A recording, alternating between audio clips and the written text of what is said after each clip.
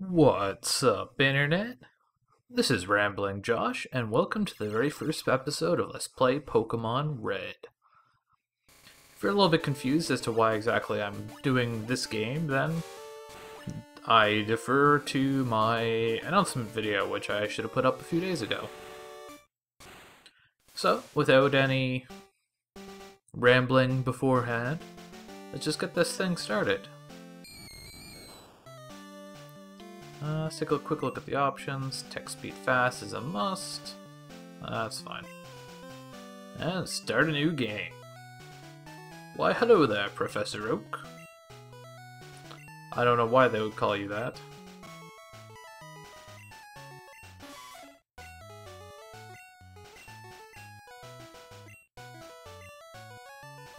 My name is going to be Red. Partly just because I like default names, and well, that's mostly it, really. And we will call our rival Blue, just because that is a nice contrasting name. Even if apparently Professor Oak cannot remember his own grandson's name. Which is kind of pathetic, but whatever. Now, before I do anything, I just want to point something out. If you're watching this Let's Play expecting, like, a super extensive walkthrough or anything like that, then don't. I have no plans of catching every Pokemon or finding all the cool items or anything like that in this playthrough. That's just not how I do LPs. I like to go into a game with a lot of knowledge about how to play it and all that stuff, but that's just how I tend to play games in general.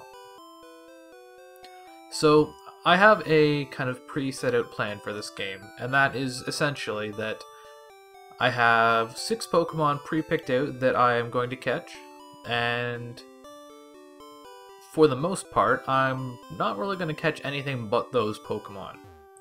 There are a few exceptions here and there, just as necessary, but basically I have my plan in mind, or my team planned out, rather. So, that's how I'm gonna roll. Now, anyways, an interesting note about the Pokemon series. Pretty much every game has you starting off with a little TV here, and the system that the person is playing, it progresses as time goes on. So it starts off as a SNES. I'm pretty sure in Pokemon Gold, Silver, Crystal, it's an N64, and so on.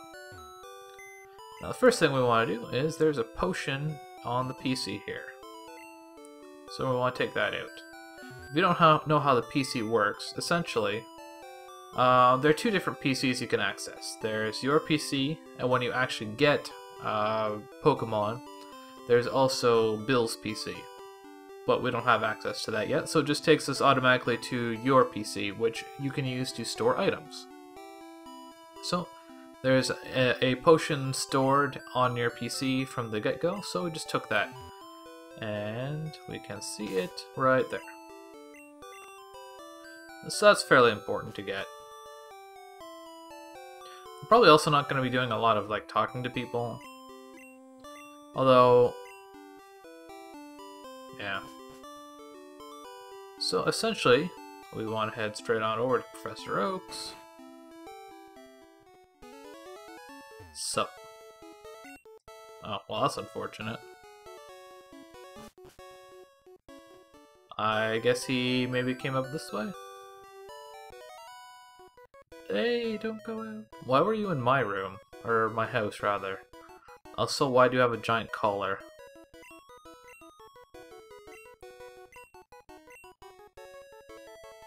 One thing I probably am going to do throughout the game is, if I can, I'm going to try and outline the differences between the red, blue, and yellow versions of the game, where appropriate, but I'm mostly just going off memory, so yeah.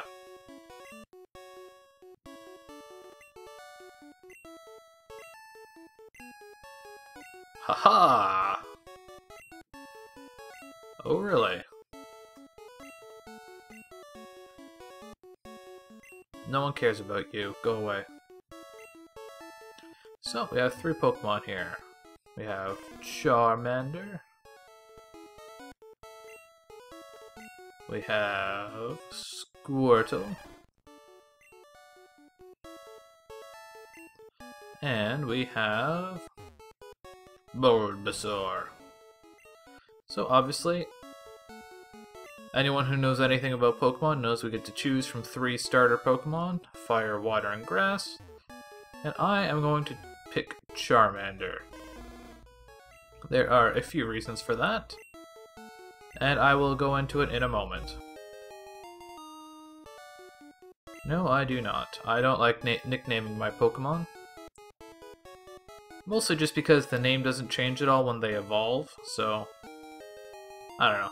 It just seems weird to call a Charmander the same thing, or a Charizard the same thing as you called it when it was a Charmander. Oh, really? And obviously, your rival always checks or picks the Pokemon that is the advantageous element to yours. So I chose a Fire type, so my rival chose the Water type. If I'd chosen the Water type, he would choose the Grass type. If I choose the Grass type, he would choose the Fire type. So we have this initial fight here. There isn't a whole lot we can do here. Basically just use Scratch straight up. Now normally this fight is a little bit of just basically a crapshoot. Your rival will... They'll typically use... well, they only have 2 attacks that they can use. Either their stat-lowering attack, in the case of Squirtle, Tail Whip. Charmander knows Growl, I think Bulbasaur also knows Growl. And they have a normal physical damage attack. And it's basically down to luck, typically, whether you win or not. At this point, I'm doing quite well, so... Unless this kills me in one shot, which is unlikely, we're good. But because we got that potion out of our PC, then we're basically guaranteed to win, which is pretty nice. And apparently, Professor Oak's seriously trained Pokemon were only level 5.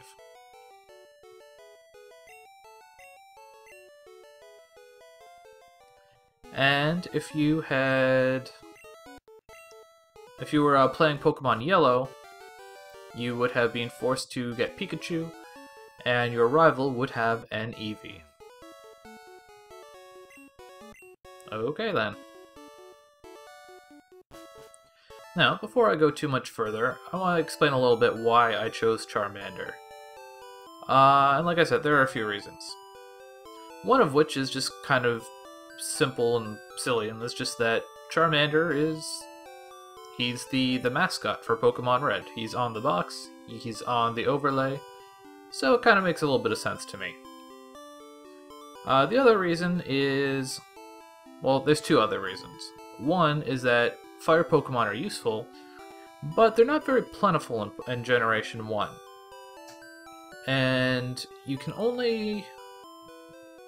I don't think that there are really any places to get Fire Pokemon until very late in the game. So having Charmander, he is a very powerful Fire Pokemon, and it's just convenient. You get to have him for the whole game if you get him right now. And there really aren't many better options available. What options are available, you don't get for a long time, so there's that. The other thing is that the 3 starter Pokemon work as almost as something of a difficulty rating for at least the start of the game. So the first, I would say 2, maybe 3 gym leaders, their difficulty varies a lot based on what Pokemon you chose for the starter. Because obviously in this game, in all Pokemon games, gym leaders tend to have a specific type of Pokemon that they use. So if they are using a type of Pokemon that is advantageous against your starter Pokemon, then things are going to be kind of tough for you. If your starter Pokemon is strong against their chosen type, then you're probably going to do pretty well. Beyond the 2nd or 3rd gym leader, though, you can typically catch Pokemon, like the Pokemon that you have available to you to be caught, are usually diverse enough that the type of your starter Pokemon tends to matter less. So, the way it basically works for Generation 1 is that, well, how should I put this? So in Red and Blue, the way it works, because you can choose between Bulbasaur, Charmander, and Squirtle, is something like this. Squirtle is sort of the medium. He's good against the first gym leader, and he's kind of neutral against the second. Bulbasaur is the easiest, although he's probably the least powerful Pokemon long-term. But against the first gym leader and the second gym leader, he's basically a shoo-in to win. Charmander is bad against both of the first gym leaders, especially the second gym leader. So he kind of is the harder of the three. And that's part of why I chose him, because just to spice things up a little bit. So you can get a map from here. I think you have to get it later though. Oh, well, you can see the map from here. This is the map of the game. She eventually will give you a map, but I'm pretty sure she doesn't do it until later. Now, I believe that our... Oh, no, we're full health. If you do get on low health, if you return back to your house, you can rest up by talking to your mother, and that's the only way you can do it right now. But that shouldn't make much difference. So now we have to head up Route 1.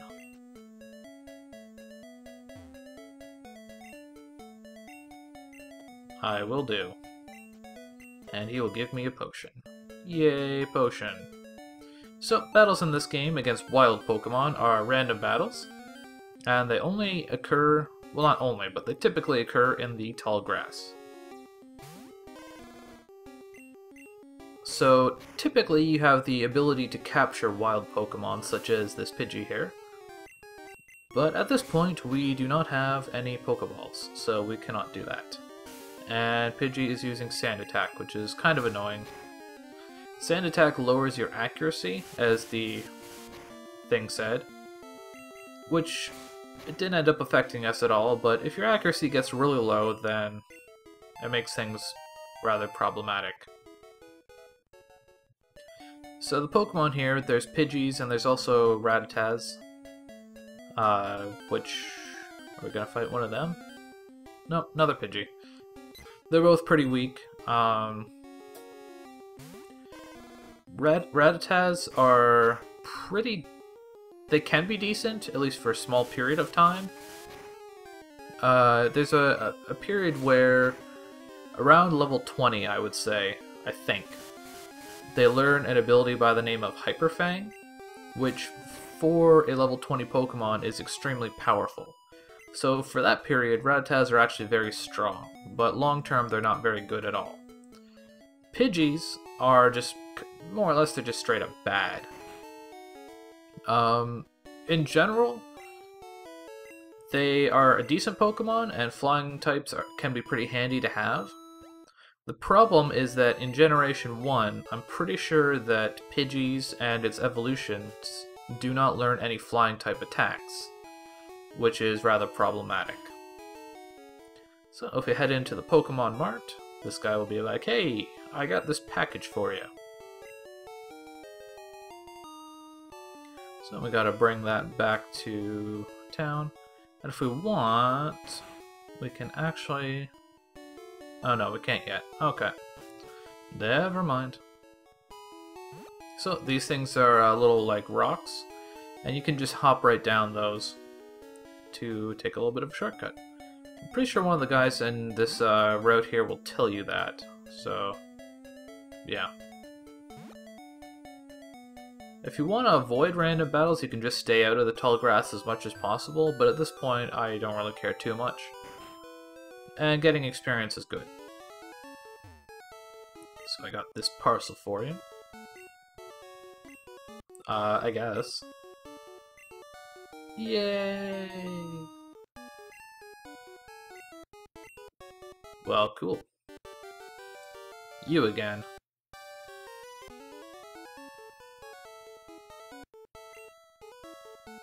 He seems very forgetful, this Professor Oak. Interesting. Why, thank you. They just kind of teleport into our inventory, I guess.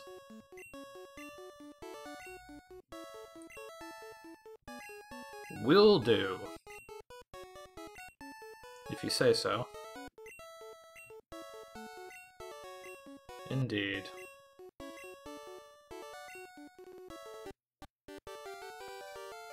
And if we... Well, let's take a quick look at the Pokédex first. We can see there's a little Pokeball beside the Pokemon that we have. And the Pokemon that we've seen are just listed. And we've only seen 3 so far. The Pokédex is a good tool if you're interested in catching a lot of Pokemon, just because it shows you where they are, what you've seen, and what Pokemon you already own, but I don't particularly care about that, so the Pokédex isn't going to do much good for me. But if we talk to Blue's sister, she will give us a town map, so that is handy. And here we have a Rattata.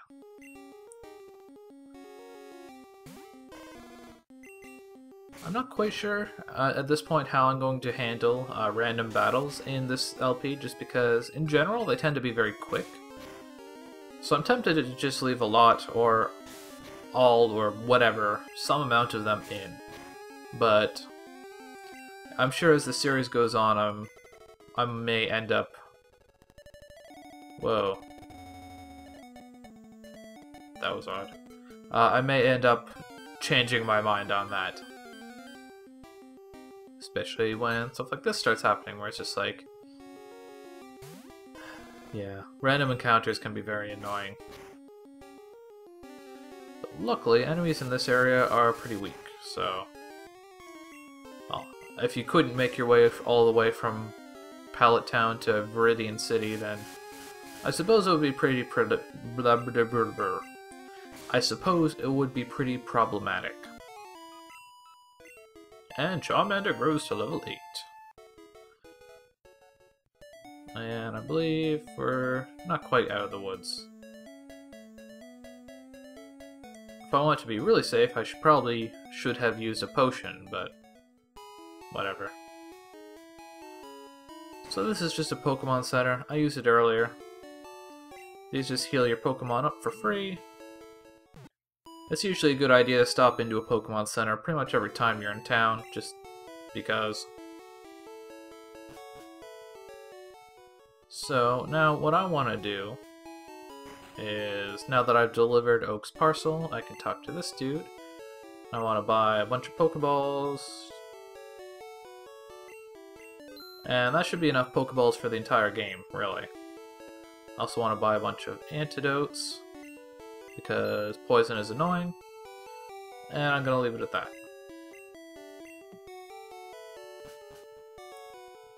Now then, our next destination is Pewter City. Thank you. And to get to Pewter City, we have to head up this way into the Viridian Forest. I believe I have all these names correct. Not really. If you have fewer Pokemon, your experience is focused on more, or fewer, yeah, words and things. So that's where we have to go next. But I don't want to go... Well, no, I probably will end up going there next.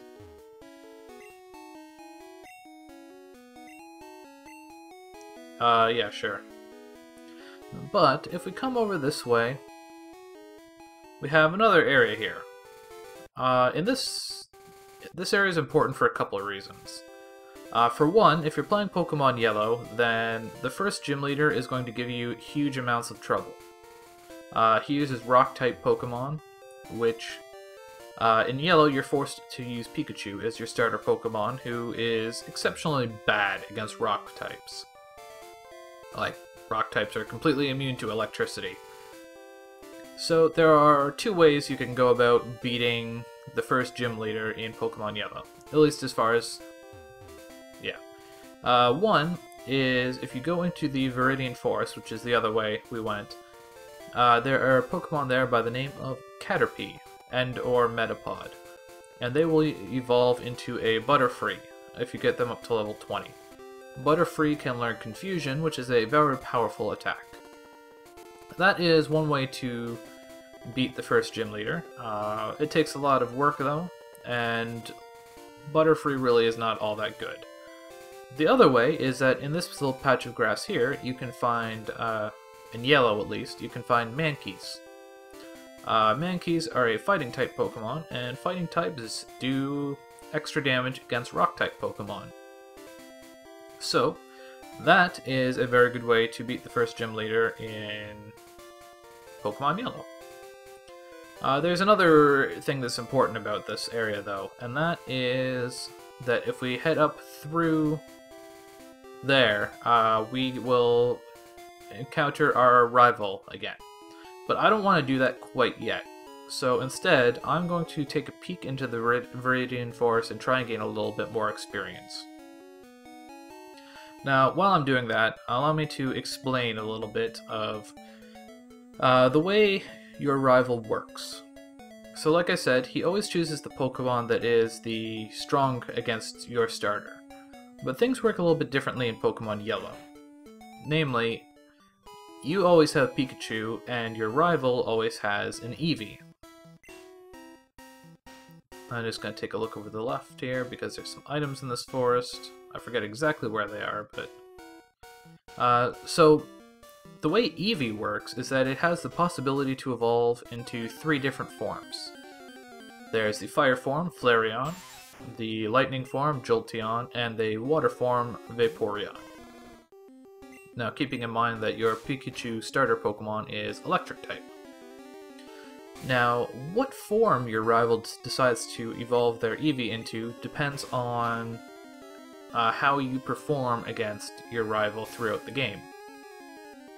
Or, not so much throughout the game, but I believe there are 3 spots where you fight him. Namely, your first encounter in Professor Oak's lab.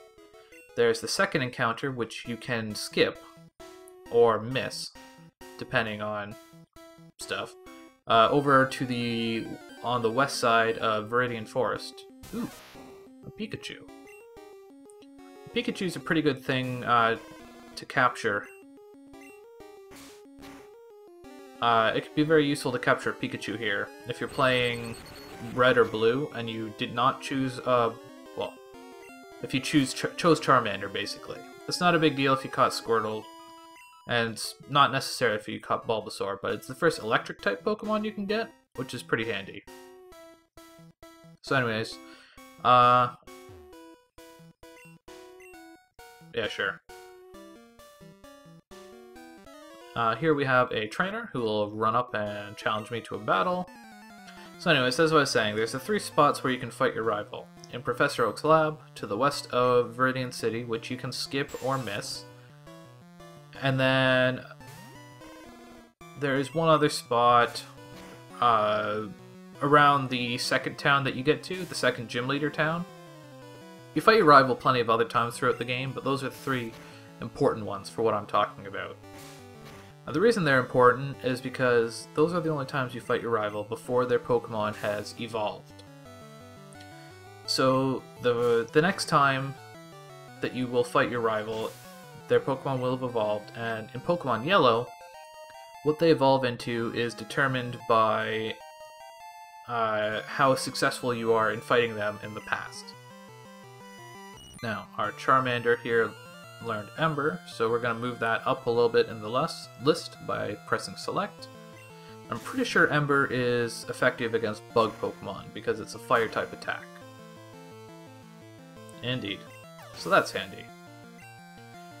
So the way that the Eevee works is if you did not beat your rival any of the times, which does not result in a game over or anything, then your rival will evolve its Eevee into a Vaporeon, which is a water type, and that gives you an advantage over it, so it kind of levels the playing fields a bit. It's kind of like saying, Well, it seems like you're kind of bad at the game, so here's a little bit of a leg up.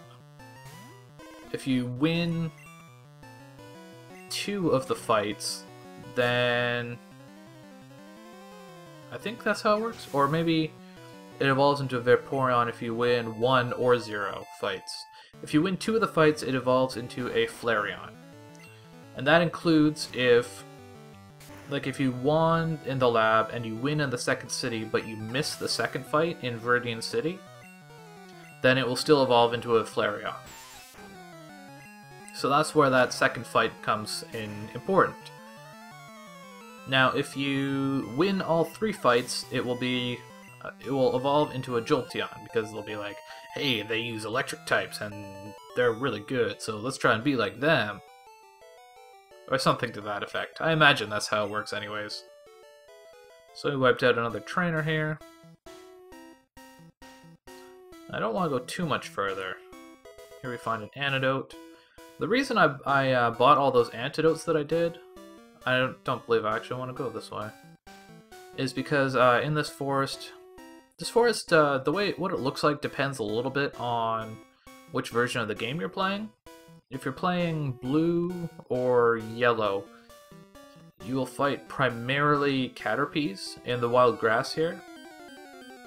I don't believe that the Pokemon that the trainers hold are affected particularly one way or the other, depending on your game. But in Pokemon Red, what you'll find in most fights in the wild grass are Weedles. Weedles and Caterpies are very similar, but Weedles have a Poison Sting ability, and Poison Sting has a chance of inflicting poison, which functions as it does in most video games, and it's rather annoying. And that's why I bought those antidotes, to relieve poison if it happens to be inflicted upon me. Not just in the forest here, but in any other point in time in the future. In the future. So, I decided I probably could have gone a little bit further into the Viridian Forest, but I don't want to go too far. So I'm just coming back to town here to heal up. And I think, let's just take a look at our Charmander here. 103 experience to level up to level 12. So I think what I'm going to do is do a little bit of fighting. I want to actually catch a couple Pokemon.